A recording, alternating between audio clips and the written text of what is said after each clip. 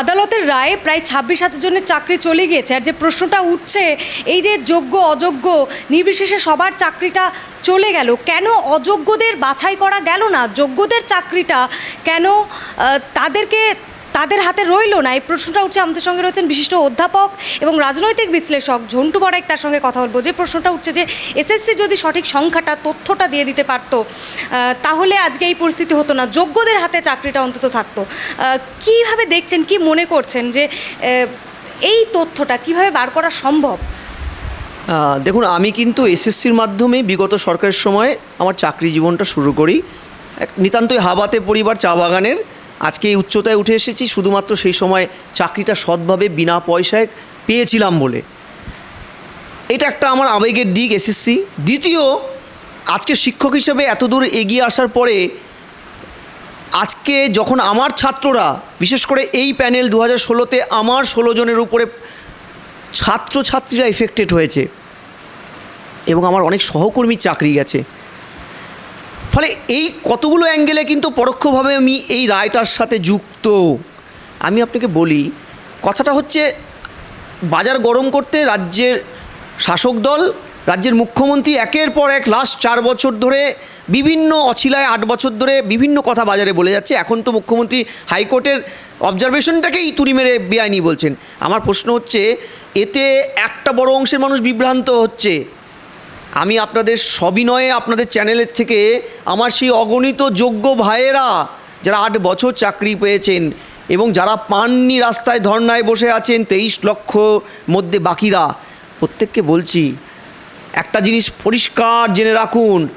এই আদালতের অবজারভেশন বা রায় 282 পাতা 81 পাতা আমি বাংলায় তর্জমা করেছি, পারলে ভাইরাল হয়েছে, পড়ে নেবেন দয়া করে কষ্ট করে। এখানে রায়টা কোথাও ত্রুটিপূর্ণ নয়, বরং সরকার ত্রুটিপূর্ণ বেআইনি কথা বলছে একটা সরকার।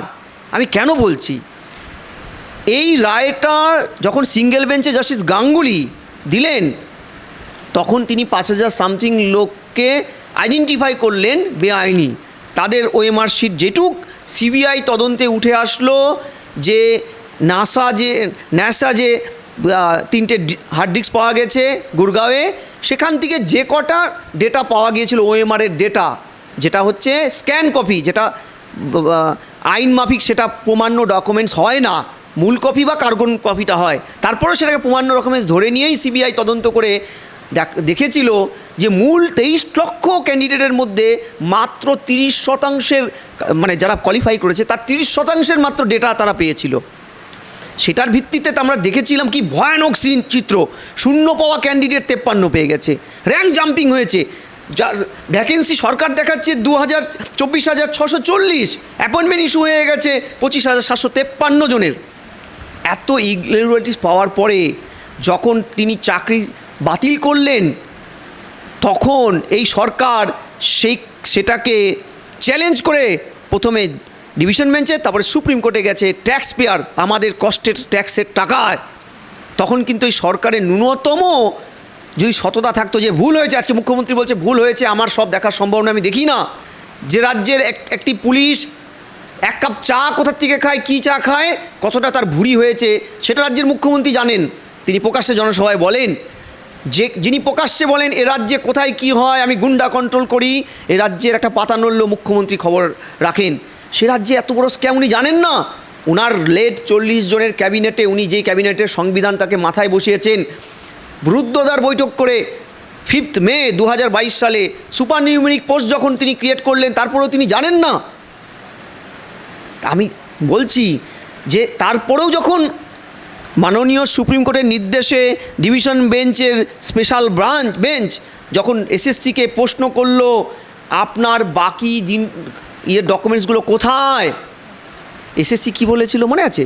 33 নম্বর পয়েন্টটা দেখুন, SSC had no material to disbelieve the data supply by CBI. সিবিআইকে দেওয়ার মতন তাদের কাছে কোনো নাকি ডেটা নেই। এসএসসির দপ্তরটা ঘিরে নিয়ে ফোর্স দিয়ে তন্ন খুঁজেও কোনো একটা ডেটা সিবিআই পায়নি। ডেটা না পাইলে কি মঙ্গল গ্রহ থেকে নিয়ে আসবে? আপনি বলুন তো, কে যোগ্য কে অযোগ্য সেটা তো মুখের ভাষায় হয় না। আমি বুঝছি সে যোগ্য, কাগজ কথা বলে, আইন কাগজের ভাষা বোঝে। দ্বিতীয়, অর্থাৎ এসএসসি প্রকাশ্যে হাইকোর্টে দাঁড়িয়ে একাধিকবার স্বীকার করেছেন জোট চুরি হয়েছে। আবার কি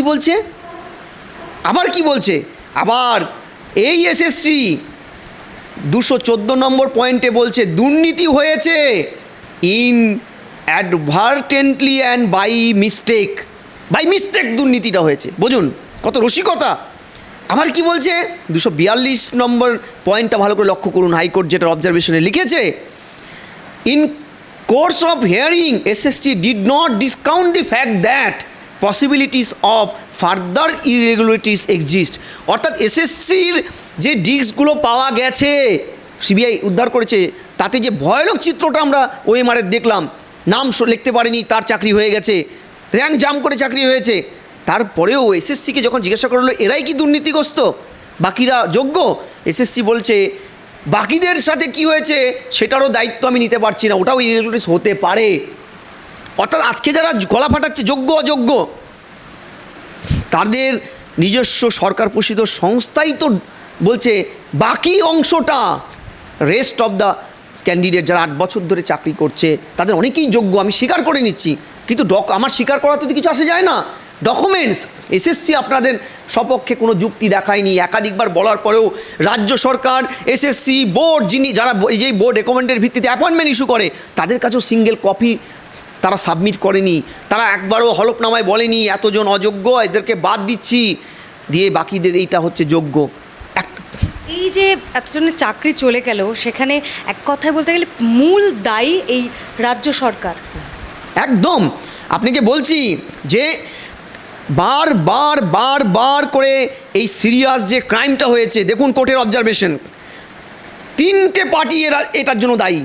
রাজ্য সরকার 1 নম্বর, 2 নম্বর এসএসসি যারা রেকমেন্ডেড অথরিটি, তৃতীয় যারা অ্যাপয়েন্টমেন্ট অথরিটি বোর্ড, সম্মিলিতভাবে এই চক্রটা চালিয়েছে, প্রত্যেকে দায়ী। নাহলে রাজ্য সরকার সংবিধানের শপথ নিয়ে কিভাবে তার ক্যাবিনেট বেআইনি যারা চাকরিটা পেয়েছে তাদের জন্য সুপারনিউমারি পোস্ট করে, এটা হাইকোর্টে তার অবজারভেশনে দিয়েছে।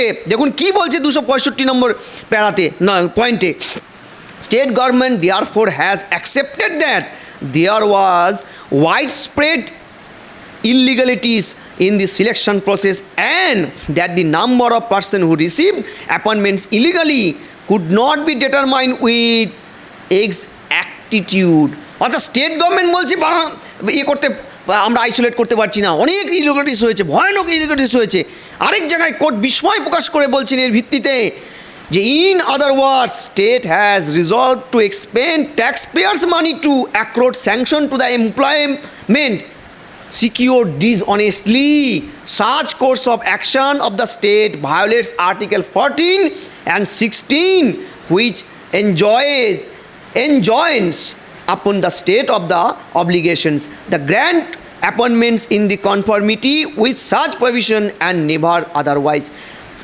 কোর্ট ব্যঙ্গ করে বলছে 267-68 নম্বর কলামে যে আমাদের ট্যাক্সের পেয়ারের টাকায় স্টেট গভর্নমেন্ট বেআইনি চাকরি প্রাপকদের পক্ষে দাঁড়াচ্ছে। এটা কত বড় বিস্ময় হতে পারে, কত বড়, আমি বারবার বলছি এটা জাতীয় বিপর্যয়।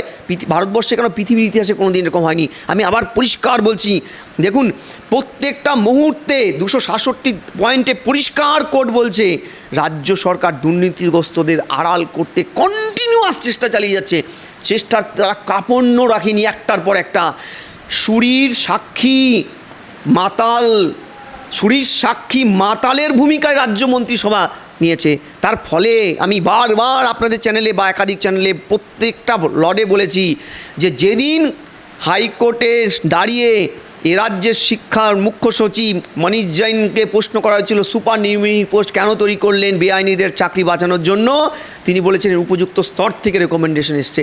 তো হাইকোর্ট বলেছিল কোন উপযুক্ত স্তর, বলছে রাজ্যের মন্ত্রিসভা, বিশেষ করে রাজ্যের শিক্ষামন্ত্রী ব্রাত্য বসুর কথায় আমি এটা করেছি।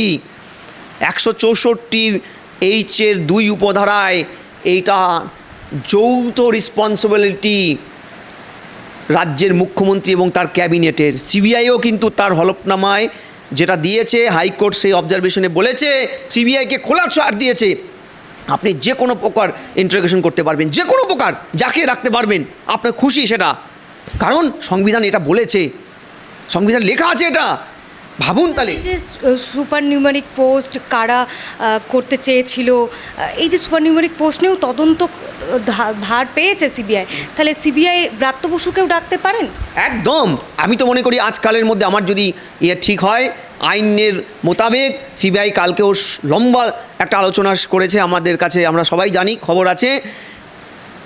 প্রথম তো তার নামটা যেহেতু প্রথমে সারফেসে ভেসে এসছে, আইন মাফিক কোর্টের মধ্যে স্বীকার করেছে রাজ্যের মুখ্য সচিব মানিক জৈন, তাকে তো সবার আগে ডাকার কথা আইন মাফিক। ইতিমধ্যে রোজ ভ্যালিতে আজকে সাধন পাণ্ডের মেয়েও কল হয়েছে একটু আগে। ফলে আমি আপনাকে পরিষ্কার বলছি যে আপনাদের চ্যানেলের মাধ্যমে, আপনাদের চ্যানেল প্রচণ্ড পপুলার চ্যানেল, সাধারণ মানুষের কাছে শুদ্ধ বাংলায়, বিশেষ করে চাকরি হারা সেই সব পরিবার তাদের ডিপেন্ডেন্টদের কাছে করজোড়ে যে আপনারা কোনো ভিন্ন পথ নেবেন না, এমন কিছু করবেন না যাতে আপনাদের পুরো পরিবারটা আরও ভেসে যায়, এমন কোনো সংবিধান বিরোধী কাজ করবেন না। ঠান্ডা মাথায় সংবিধানের উপরে ভরসা রাখুন, পারলে এই সরকারকে রাস্তায় নেমে আন্দোলন করে সরকারকে বাধ্য করুন এই ডকুমেন্টসগুলোকে প্রকাশ্যে আনতে। এটা সরকারের কাজ, কোনো সিবিআই বা কোর্টের কাজ নয়। কোর্ট বারবার বলেছে পুনর্মূল্যায়ন হবে, আমি বাধ্য হলাম। হাইকোর্ট বলছে আমার কাছে কোনো রাস্তা নেই, পুরো প্রক্রিয়াটা আমি বাতিল করতে পারি, কিন্তু সেটার ক্ষেত্রে বড় প্রবলেম, এসএসসি নিজে স্বীকার করেছে বেআইনি হয়েছে, স্টেট গভর্নমেন্ট বলেছে বেআইনি হয়েছে। ফলে এটা কিন্তু সাধারণ দুর্নীতি নয়, মাথায় রাখবেন, এটা শিক্ষক দুর্নীতি। যে শিক্ষকদের হাত ধরে হিউম্যান রিসোর্স, ছোট ছোট কোমলমতি শিশুদের প্রজন্ম গড়ে ওঠে। একটা অযোগ্য শিক্ষক 8 বছর পড়িয়ে কত শত সন্তানকে ক্ষতি করেছে আমরা জানি না, এটা পৃথিবীর কোনো ইন্ডেক্সে মাপা যায় না এই ক্ষতিটা। বন্যা, খরা, চুরি, আগুন লাগলে, রাহাজানি হলে স্যার ক্ষতির অঙ্কটা ধরা যায়, এটা পারা যায় না। ফলে কোর্ট বাধ্য হয়েছে তাড়াতে। দ্বিতীয় রাজ্য সরকারকে বলা হচ্ছে বারবার আপনারা আলাদা করে দিন যোগ্যকে অযোগ্যকে, তারা করেনি। তারা যোগ্যদের শিখণ্ডী করে অযোগ্যদের অছিলায় নিজেকে বাঁচাতে চেয়েছে, কারণ তাদের নেতারা যে পরিমাণ অর্থ লুট করেছে আধিকারিকদের মাধ্যমে, সেই টাকাটা রিটার্ন করতে গেলে যে ধরনের ভয়ানক একটা পরিস্থিতি হবে তারা জানে। গ্রামগঞ্জের কোনো গাছের গোড়া ফাঁকা থাকবে না, ধরে ধরে তৃণমূল নেতাদের পেটানো হবে, তারা জানে, মুখ্যমন্ত্রী জানেন এটা। তৃতীয়, হাইকোর্টের কাছে আর কোনো রাস্তা ছিল না, যে ইন্টায়ার প্রসেসটা বাতিল। কারণ ভারতবর্ষের একাধিক প্রদেশে এই উদাহরণ স্বাধীনতার পরে আছে, যখন তারা ডিসাইড করতে পারছে না কে অযোগ্য কে যোগ্য, তারা এন্টায়ার প্যানেলটাকে বিসর্জন দিয়েছেন, এটাই নিয়ম। দুর্ভাগ্য হচ্ছে বাংলার বহু মানুষ, বহু সৎ যোগ্য আমার ভাই বোন বন্ধু, আমার ছাত্ররা আজকে জলে ভেসে গেল, তাদের আর রাস্তা রইল না। শিল্পবন্ধা, শিল্পহীন এ রাজ্যে এসএসসিতেও একমাত্র পাথেয় ছিল। বামফ্রন্ট দীর্ঘ 34 বছরের মধ্যে 21 বছর শিক্ষক নিয়োগের কোনো পলিসি আনেনি। মাত্র শেষের দিকে 13টা বছরে তার এসএসসিটা সুস্থভাবে করেছিল, কেউ হলফ করে বলতে পারেনি সেখানে 1 নয়া পয়সা দুর্নীতি হয়েছে। আর আপনারা তৈরি করা একটা সেট আপ, এসএসসি নামক একটা সেট আপ, যে এসএসসিতে একটা সময় এই রাজ্যে দুর্গাপূজার মতন উৎসবের মেজাজে এসএসসি বেকার ছেলে মেয়ে, যোগ্য ছেলেমেয়েরা পরীক্ষা দিত, যে এসএসসিতে মাধ্যমিকের ক্যান্ডিডেটের চেয়ে তো বহুগুণ বেশি ক্যান্ডিডেট ইনভলভ হতো। যোগ্যতার সাথে গ্রামগঞ্জের আমাদের মতন হাবাতে পরিবারের সন্তানরা একটা পয়সা ঘুষ না দিয়ে, কারো রেকমেন্ডেশন না নিয়ে, যোগ্যতার সাথে জাতির মেরুদণ্ড গঠনে কাজে নামতে পারত। আপনারা তাকে কি জায়গায় নামিয়ে ফেললেন, কোন জায়গায় নামিয়ে ফেললেন? এখনও কি তৃণমূলের দলে কোনো ভালো মানুষ নেই যে তারা রুখে দাঁড়াক এই দলটার বিরুদ্ধে? যে দেখুন অনেক হয়েছে তৃণমূল, এবার আমাদের রুখে দাঁড়ানোর পালা। কোনো বুদ্ধিজীবী নেই? বিজ্ঞাপনের থেকে যারা মুখ উঠিয়ে গর্জে উঠে বলবেন ভুল করেছেন রাজা আপনি, রক্তকরবী, কেউ নেই, কোনো একজন নেই, বিশু পাগলা নেই এ রাজ্যে গর্জে উঠতে পারে? এটা বিপর্যয়। রাজ্যের মুখ্যমন্ত্রী চাকরির নামে প্রহসন দিবসে পালন করছে। শুধু এসএসসি, কোন ডিপার্টমেন্টটা বলুন দেখি চাকরিতে দুর্নীতি নেই? গত পরশু দিন হাইকোর্ট 480 জনের যে এসআই ফুড ডিপার্টমেন্টের, যার এগেনস্টে 13 লক্ষ অ্যাপ্লিকেশন জমা পড়েছিল, প্রশ্ন লিক হয়ে গেছে, সেটা এবার দিয়েছে, রেজাল্ট স্টে অর্ডার দিয়েছে, তদন্ত সিআইডিকে করে 22শে মের মধ্যে জমা করতে বলেছে। একটা সেক্টরে তারা সফল হয়নি, হয় প্রশ্ন হয়েছে, জোচ্চুরি হয়েছে, পুকুর চুরি হয়েছে। মাধ্যমিক উচ্চ মাধ্যমিকের মতো পরীক্ষাতেও তারা ছেড়ে কথা বলেনি, প্রশ্ন দেওয়ার বেরিয়েছে, 7-এ 7 বেরিয়ে গেছে। কোথায় আছি আমরা? একটা ফিল্ড হলে সেটা ধরতাম ব্যতিক্রম, এটা তো এন্টায়ার ব্যবস্থাটা চুরি, পুকুর চুরি। একটা লোক নেই গর্জে ওঠার, একটা বিশু পাগলা নেই রক্তকরবীর এর বিরুদ্ধে রুখে দাঁড়ায়, চোখে চোখ রেখে শাসককে বলে এবার বন্ধ করুন। বাঙালি তো আজকে নিঃস্ব, হতশ্রী দশায় পরিণত করেছেন আপনি। অন্যদিকে কালীঘাটের কাকুর কণ্ঠস্বরের যে নমুনা, তার ফরেন্সিক রিপোর্ট সেটা সিবিআইয়ের হাতে চলে এসেছে। জেলে গিয়ে তদন্ত করবে তার জন্য আদালতে আবেদন করেছে সিবিআই। কি মনে হচ্ছে এই নিয়োগ দুর্নীতির একটা বড় মাথার কাছাকাছি কি এবার পৌঁছে যেতে পারবে সিবিআই? দেখুন, প্রত্যেকটা মুহূর্তে তদন্তকারী সংস্থাকে হ্যাকেল হতে হয়েছে। আপনি জানেন 4-4.5 বছর হয়ে গেল রাজ্য সরকার ভারতবর্ষের সংবিধানের নিয়ম অনুযায়ী যে আধিকারিকরা জেলে, যাদের বিরুদ্ধে চার্জশিট দিতে গেলে রাজ্যের স্বরাষ্ট্র দপ্তরের পারমিশন দরকার একটা, সেটা দেয়নি। প্রত্যেকটা পদক, এই কালীঘাটের কাকুর কথা বলছেন, আপনি বলুন তো এই কালীঘাটের কাকুর কোকিল কণ্ঠ মেলাতেই কেন্দ্রীয় এজেন্সিকে কত বেগ পেতে হয়েছে। কালীঘাটের কাকুকে বাঁচাতেই সরকার কোন নিচে নেমেছে যে উডবান ওয়ার্ডে তাকে সুস্থ মানুষটিকে অসুস্থ সাজিয়ে বসিয়ে শুধু রাখেনি, শিশুদের ওয়ার্ড পর্যন্ত দখল করিয়েছে একে বাঁচানোর জন্য। তারপর শেষমেশ যখন কণ্ঠস্বরটা বেরোলো, পরের পদক্ষেপে তাকে পারমিশন নিতে হচ্ছে। একটা সরকারি আধিকারিক, একটা মিনিস্টার কারো বিরুদ্ধে কোনো তদন্ত করতে গেলে যে সংশ্লিষ্ট প্রসিডিওর, এই সরকার রাজি হয় না, চট করে চলে যায় সুপ্রিম কোর্টে। আপনি বলুন লিপস অ্যান্ড বাউন্সের 134 কোটি টাকার মতন মানি সাইফোনিং কিন্তু অ্যাটাচ করেছে ইডি, প্রায় 10,000 কোটি টাকার মতন কিন্তু অলরেডি অ্যাটাচের প্রসিডিওরে এগিয়েছে। অর্থাৎ প্রমাণিত লিপস অ্যান্ড বাউন্সের আড়ালে রাজ্যের সেকেন্ড ইন ফার্স্ট কমান্ড অভিষেক বাবু কিন্তু ফেসে গেছেন। কি ম্যানেজারিয়াল পার্সন হিসেবে কালীঘাটের কাকু যদি আজকে প্রমাণিত হয় যে তিনি যুক্ত ওই মানি সাইফোনিংয়ে, ওই কোম্পানি আড়ালে, শিখণ্ডী কোম্পানি বা সেল কোম্পানির আড়ালে, তাহলে আরেকজন কি ম্যানেজারিয়াল পার্সন অভিষেক বাবু দীর্ঘদিন ম্যানেজার ওখানকার ছিলেন, ডিরেক্টর ছিলেন, তিনি কেন জেলের বাইরে? তিনি কেন শখ গর্বে এখনও পর্যন্ত লোককে মিথ্যাচার করে যাচ্ছেন? আমার প্রশ্ন এখানটা রইল আপনাদের চ্যানেলের মাধ্যমে। কতদিন দীর্ঘ 37টা রাজ্যের জন্য ডিলে হচ্ছে প্রসিডিওরটা। দিনের পর দিন একটা কেন্দ্রীয় এজেন্সিকে হ্যাকেল হতে হচ্ছে, কখনো ইডি, কখনো এনআইএ, কখনো সিবিআই।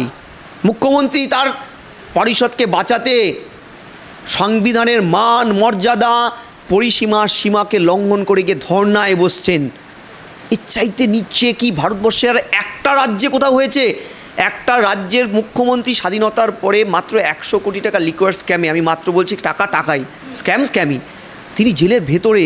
আর এ রাজ্যে একটা চুনোপুটি এক্স কাউন্সিলরেরও নাকি 290-80টা অ্যাকাউন্ট ধরা পড়ে, 2,000-3,000 কোটি টাকা নাকি অ্যাকাউন্টে ঢোকে আর বেরোয়। তারপরেও একজন অ্যারেস্ট হচ্ছে না, একজন জেলে যাচ্ছে না। এটা কি করে সম্ভব? আমার প্রশ্ন রইল আপনাদের চ্যানেলের মাধ্যমে। শুধুই কি কেন্দ্রীয় এজেন্সির ডিলে? শুধুই কি সেটিংস তত্ত্ব? রাজ্যের ভূমিকাটা কি নক্কারজনক নয়? প্রত্যেকটা মুহূর্তে ট্যাক্স পেয়ারের টাকায় তারা এদেরকে বাঁচাতে ইয়েতে যাচ্ছেন, আদালতে যাচ্ছেন, মুভ করছেন, ঘন ঘন মুভ করছেন, সকালে যাচ্ছেন, বিকালে যাচ্ছেন। এটা কোন রাজ্যে আমরা আছি বলুন দেখি? আমরা কি ডোল সর্বস্ব বাঙালি হয়ে যাব? দান সর্বস্ব বাঙালি হয়ে যাব? আমাদের কি অধিকার থাকবে না? আমাদের কি বাঁচার রাইটস থাকবে না স্বাধীনভাবে? আমরা কি দান খয়রাতির বাঙালি হয়ে যাব? এই বাঙালি তো আমাদের বাঙালি নয়, আমরা নোবেল লরিয়েট বাঙালি, আমরা নবজাগরণের বাঙালি। প্রশ্ন রইল আপনার চ্যানেলের মাধ্যমে, বাঙালি জেগে উঠুন। আমি রাজনীতি বুঝি না, আমি রাজনীতির লোক নই। তৃণমূল, বিজেপি, কংগ্রেস, সিপিএম, এসইউসিআই কিচ্ছু বুঝি না।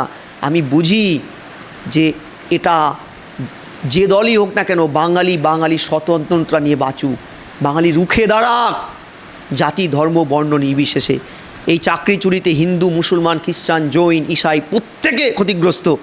এর সাথে যুক্ত অ্যাসোসিয়েট ইকোনমিক্স রোল আউটে অনেক লোক ডিপেন্ডেন্ট। সার্বিকভাবে সমাজে একটা বিপর্যয় এনেছে এই সরকার। এই সরকারকে উপড়ে ফেলুন। আমার ভাইয়েরা, ভুল পথে যাবেন না, বেআইনিভাবে সংবিধান বিরোধী বা অন্য কোনো পন্থা, ভুল পথ, চরম সিদ্ধান্ত নেবেন না। লড়াই আছেন, যোগ্য হলে আপনি ন্যায় পাবেন, দেরিতে হলেও পাবেন। সাময়িক লড়াই, কিন্তু শেষ দেখা দেখুন এই ভোটে যেন এই অযোগ্য, এই চৌর্যবৃত্তি, আদালতের কথায় যারা চৌর্যবৃত্তিকে প্রশ্রয় দিয়ে বকলমে নিজেকে চোর প্রমাণ করেছেন, এই সরকার যেন ফিরে না আসে। ধন্যবাদ।